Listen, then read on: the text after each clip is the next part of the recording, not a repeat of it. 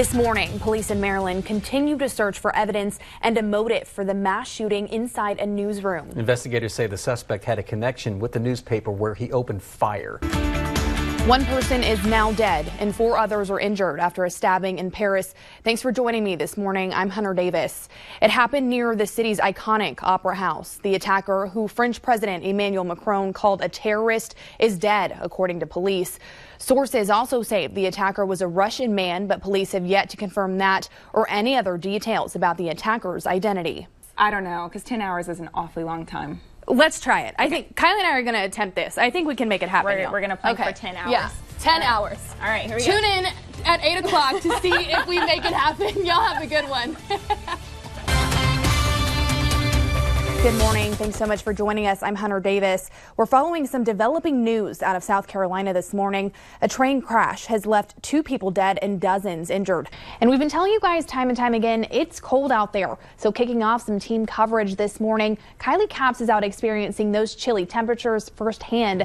Kylie, what can those folks headed out the door this morning expect right now? We've still got that tornado warning in effect. It looks like things may even be ramping up over in the Weather Center. Kylie, what do you have for us this morning? That's right, Hunter. The St. Jude Dream Home Giveaway House. The phone lines are open here right next to our studios. That's where our Vince Erickson stands by live. Vince, we've already had quite a few calls. And of course, that main concern today is that fog. We actually put it up so that you guys can get a good look. This is looking out over in Waco, and you can see even the roads may be looking a little slick out there. Right. But like I said, it's going to turn out to be a good Easter Sunday here. What's also going to turn out to be good is this April Fool's Day joke that Kylie and I are playing on you guys, because I am not doing your forecast today. And I don't know about you guys, but my bracket looks like this. Federal officers moved in on protesters at an immigration and customs enforcement facility in Oregon. Some people living near the ongoing protests say they understand protesters' frustration after the Trump administration policies led immigration officials to separate children from their family, but others say they're glad to see demonstrators removed from around the building. And of course, I told you guys earlier we tried to replace Kylie Capps and we were unsuccessful, so she's back with us this morning too. With the groundhog. With the groundhog, yeah. right. I mean, I gotta trust the groundhog for now, you know, because all that evidence you show me just isn't good enough. all the science and the math and the dynamics behind it that clearly the groundhog not going to work for me. He comes out of a hole, he sees a shadow. That's what I'm trusting. No. So speaking of science and dynamics, speaking of what are they proving for today? Right. Today we're actually starting off on a chilly note for your. The Texas Department of Public Safety is investigating a deadly overnight accident. DPS troopers responded to a crash around 9 last night on I-35 near mile marker 338. That's by the HEB in Belmead. A Houston woman who ran over her husband, killing him back in 2002, is now out of a Central Texas prison. The Christina Melton Crane Unit in Gatesville released Clara Harris yesterday morning. So guess what Hunter and I are doing after the show? Going to get some tacos to talk about the weather. Also happening today, it is Free Fishing Day here in Texas. That means you can fish on any public body of water without a fishing license. Texas Parks and Wildlife says bag and size limits. And you guys have a great St. Patrick's Day. I added some green just for y'all. Our Taylor Durden will be back here this evening. Bring it in. I'm just not a... Bring it in. We're going to start her one hug today. So thanks so much for joining us this morning on Good Morning Texas. Taylor Durden will be back here tonight for Central Texas News Now. And we now know the names of the 2 people that died in a hit and run Friday night in Temple. 51-year-old Maria Marcha Garza and her son, 33-year-old Pedro Danny Garza, died in the accident. Officers believe the driver, 60-year-old Daryl Jean Holloway, was drunk. Our Brooke Bednar spoke with a man who witnessed the incident and performed CPR on both victims before EMS arrived. Well, this morning, police are looking for the person and car involved in an armed robbery in Salado. It happened at the Sonic Drive-In in the 1100 block of North Robertson Road yesterday morning. Police say this suspect you see here is the person who robbed the restaurant. Police say the man was armed with a gun and, as you can tell, appears to have held up at least one worker inside. One of the pictures shows an employee lying on the floor. No employees were injured, but the suspect did get away with some cash. Police also released this picture of the car involved in the robbery. It was captured by surveillance video. If you recognize the person or the car involved, call police. Well, 2 men are in jail after Coryell County Sheriff's deputies and the DEA conducted a methamphetamine drug raid. Sheriff's deputies say the raid happened Thursday evening around 5:30. They say they received a tip leading them to a 94-acre property at the 100 block of County Road 931. Police arrested a man about a mile and a half from the home on the property. They say he had less than 1 gram of meth. Coryell County sheriffs are not releasing the name of that person, but did say he's being charged with possession of a controlled substance.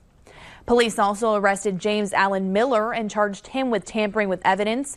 This is an ongoing investigation, and more arrests are expected in the near future. A man's now in the hospital after an argument with a neighbor over a barbecue pit led to a shooting. Mexia police say it happened just before 3:30 Friday afternoon near the 300 block of South Herman Street. The 62-year-old victim told police his 49-year-old neighbor, Henry Sims, shot him. The two were arguing over a barbecue pit when Sims allegedly pulled out a gun and shot the man in the stomach. He went to the hospital, and we're not sure how he's doing now. Police later arrested Sims and charged him with aggravated assault with a deadly weapon. We now know the name of the man found dead yesterday morning in McLennan County. McLennan County Sheriff Parnell McNamara identified the man as Larry Radke. He was the former police chief at McLennan Community College, and he recently retired from his position in February. Radke's roommate told deputies he found Radke dead inside their apartment Friday morning at Highlander Ranch, which is in the 200 block of Cobbs Lane and owned by McLennan Community College. Sheriff McNamara says it doesn't appear anybody killed Radke, but they are still investigating what happened.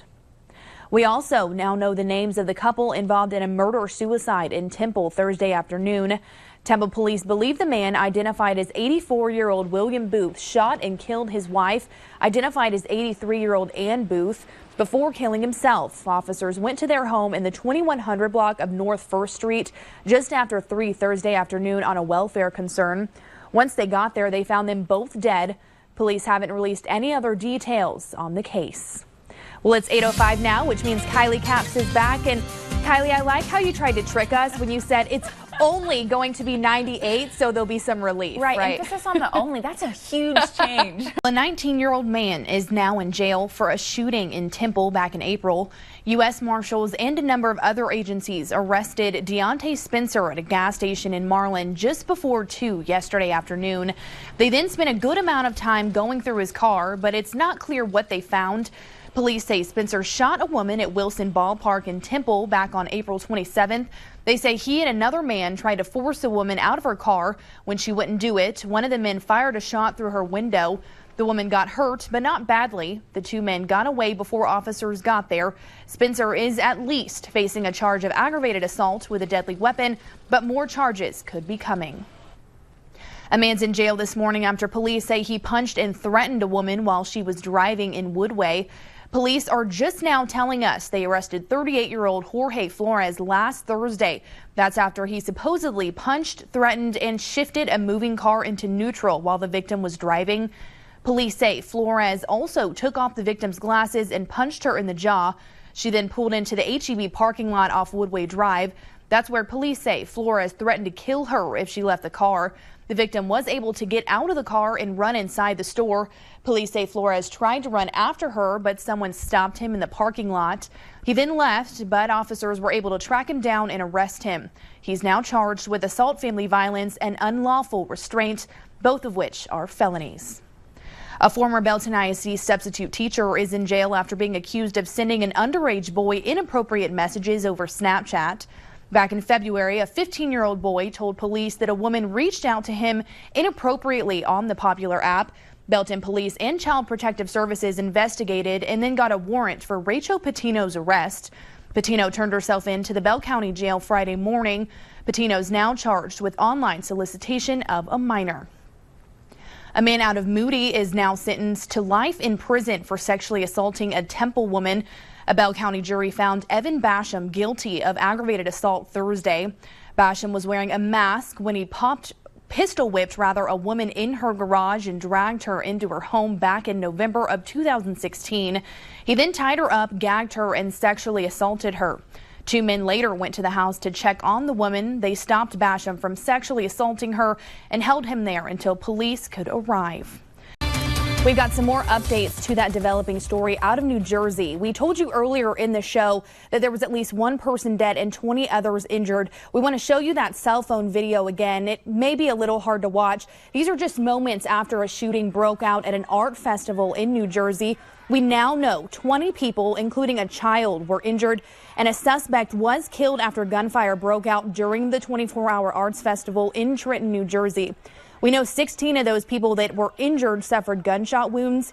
Police say a 13-year-old boy and 3 other people are in critical condition. The Mercer County's prosecutor's office homicide task force is taking over the investigation as they say there was an officer involved shooting. So this is a developing story, just like we've told you guys. So we'll pass along any updates as they become available to Central Texas News Now. And of course, y'all can stay updated on our app and on our website. Well,